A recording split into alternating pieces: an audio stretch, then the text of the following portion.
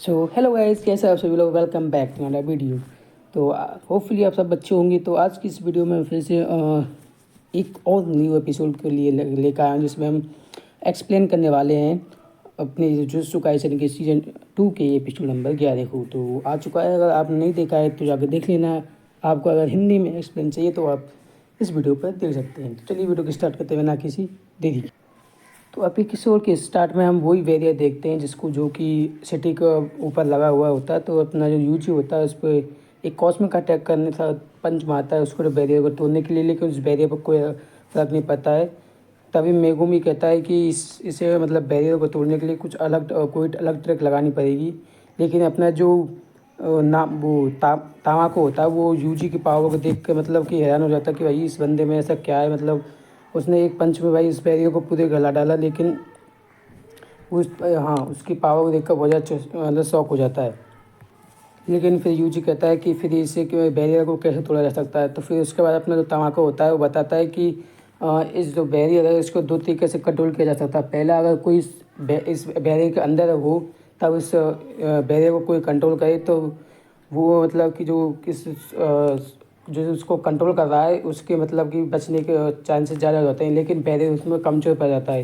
लेकिन अगर कोई बाहर रहकर या इस बैरियर को कंट्रोल करे तो इस मतलब कि उस जो आदमी है या फिर कोई जो सॉर्सरर्स है वो अगर उसके मतलब कि मरने के चांसेस ज़्यादा हो जाते हैं, लेकिन बैरियर बहुत ज़्यादा मजबूत हो जाता है। तो वो कहते हैं कि शायद ये मतलब कि बाहर से ही कंट्रोल किया जा सकता है, और ये वहाँ से कंट्रोल किया जा सकता है जहाँ से मतलब कि पूरा सिटी दिखता है। तो फिर तभी एक बिल्डिंग की तरफ उन नजर जाती है जिस पर देखते हैं कि हम जो हमारे एनिमीज है वहीं से इस बैरियर को कंट्रोल करते हुए दिख रहे थे। तभी जिसमें से एक अपना जीरो अवकाशो होता है जो कि इस बैरियर को मतलब कि कंट्रोल करने के लिए रखा गया था। ये जब जैसे ही बात कर रहे थे कि वो शायद यहाँ तक नहीं आ पाएंगे, क्योंकि हमने नीचे इस बिल्डिंग के नीचे हमने कुछ डीमंस यहाँ पर मतलब कि ट्रांसफन ह्यूमंस यानी कुछ डीमन टाइप में हमने रखे हुए हैं, तो शायद उनको पार करके नहीं आ पाएंगे। लेकिन तभी ये बात कर ही रहे होते हैं कि तभी जो अपने यूजी और मेगामी और ये उनकी टीम उन पर हमला कर देती है कुछ वायर टाइप से। तो और हमला करने के बाद उनको एक वो कोड मिलता है जो कि इस बैरियर को मतलब कि सोर्स मिलता है जो बैरियर को कंट्रोल कर रहा होता है। वो कहते हैं कि अगर इस बैरियर यही है जो इस बैरियर को कंट्रोल कर रहा है। फिर उसके बाद जो अपना वो होता है कामाको होता है, वो कहता है कि वो वे तीनों कहाँ गई। फिर उसके बाद तीनों फिर उनके ऊपर अटैक करने लगते हैं। जो उनमें से जो होता है जीरो अवासाको होता है, सॉरी अवासाको है उसका नाम। तो अवासाको होता है वो और यूजी के बीच में फ़ाइट होने लगती है, और फाइट होते होते वो ये कम से कम 41 फ्लोर से नीचे गिर जाता है। अपना जो अवकाशो होता है वो नीचे 41 फ्लोर से नीचे गिर जाता है अवासाको। उसके बाद फ्रेम चेंज होता है, हम देखते हैं कि अपना जो तामाको है वो उस नानामी के साथ बैठकर लंच कर रहा होता है। उसको नानामी इससे कहता है कि अगर तुम सेकंड सोर्सर्स कुछ होता है उनके बीच में जो डिस्कस करते हैं सेकंड सेंचुरी सोर्सर शायद ऐसे ही कुछ बोला था कि अगर तुम अब तक मतलब कि बंद क्यों नहीं गई। तो वो कहता है कि अगर मैं जो भी अटैक करता हूँ वो आपके मतलब आपको देख कर करता हूँ, आपके अपने दिमाग में आपकी छवि रख के या फिर आपको मतलब कि फील करके ही मैं उस अटैक को या फिर किसी भी फाइट को मैं लड़ता हूँ। उसके बाद फिर अपना जो तमाका होता है वो नानामी से ड्रिंक के लिए पूछता है।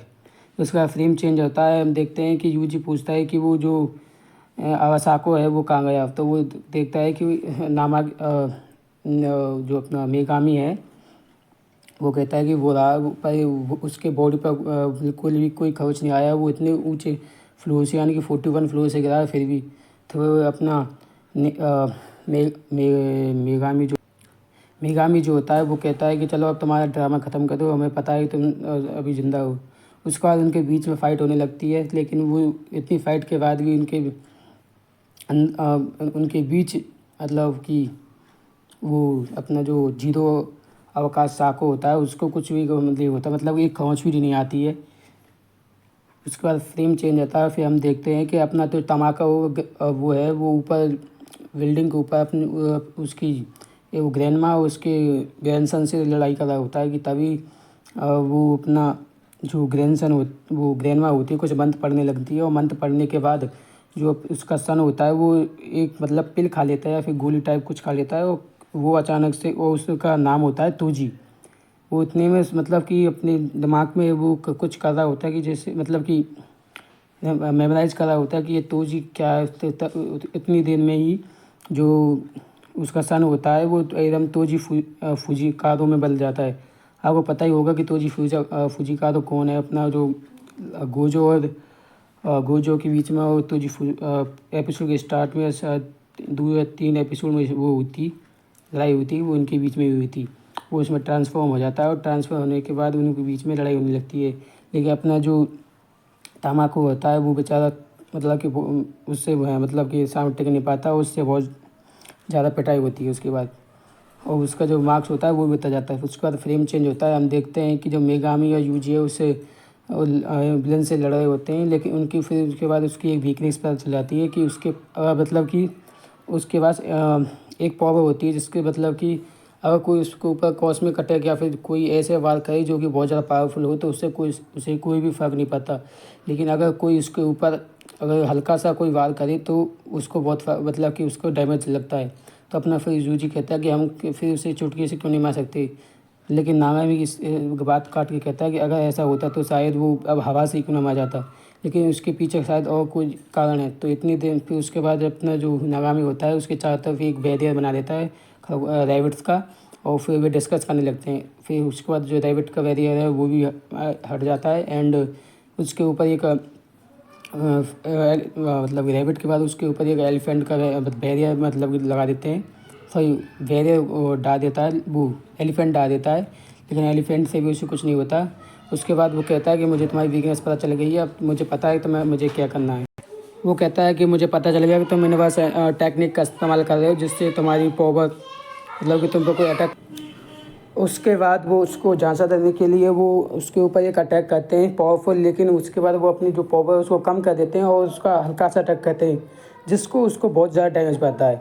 ठीक है, लेकिन इन सब इंसिडेंट से पहले एक और मतलब फ्लैशबैक होता है जहाँ पर वो देखते हैं कि वो जो ग्रैंडफा होते हैं वो कहती है कि जब वो एक टाइम था जब सॉर्सरर्स जो थी वो पैसे लिए थोड़ा बहुत पैसा कमा लेते थे अपनी पावर्स से। लेकिन जब गोजो पैदा होता है तो सारे जो सॉर्सरर्स के जो काम थे वो सारे बंद हो जाते हैं, और उस गोजो के मारने के लिए जो बच्चा होता है गोजो उसको मारने के लिए जो लोग सॉर्सर होते हैं वो जाते हैं।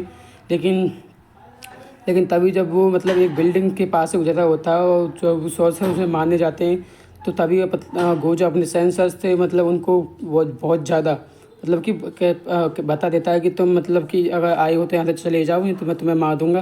कुछ ऐसी मतलब वो कहता है जिसकी वजह से वो मतलब कि डर के मारे वो वहाँ से चले जाते हैं। उसके बाद दोबारा से हम अपनी जो मेन लाइन पे आते हैं, और फिर उनके बाद उनमें लड़ाई मतलब कि यूजी और मेगामुमी और अपनी अवासाको में जब लड़ाई होने लगती है तो अपना जो यूजी होता है वो उसके ऊपर एक बहुत ज़्यादा कॉस्मिक अटैक करने लगता है। वो सोचता है, और अपना जो जीरो अवासाको होता है वो सोचता है कि अगर ये विव को फिर इसको पता होने के बाद भी मुझ पर ऐसा अटैक कर रहा है। लेकिन जब वो मतलब कि जैसे वो उसके पास आता है लेकिन वो अपनी जो एनर्जी और अपनी पावर उसको मतलब कम कर लेता है और उसे हल्का सा मतलब कि उसके ऊपर मतलब कि देता है जिसकी उसकी जो चेहरा है उसको पूरा टूट जाता है, और साथ ही साथ वो मतलब कि वहीं डिफीट हो जाता है। आगे का आर्क अगले एपिसोड में बताएंगे। तो अगर आपको ये वीडियो अच्छी लगी तो प्लीज़ लाइक कर देना। आपको और भी ऐसी वीडियो चाहिए जिसमें मैं हिंदी में एक्सप्लेन कर सकूं तो प्लीज़ आप कमेंट जरूर कर देना और सब्सक्राइब करके भी जरूर जाना। थैंक यू वेरी मच, मिलते हैं नेक्स्ट वीडियो में।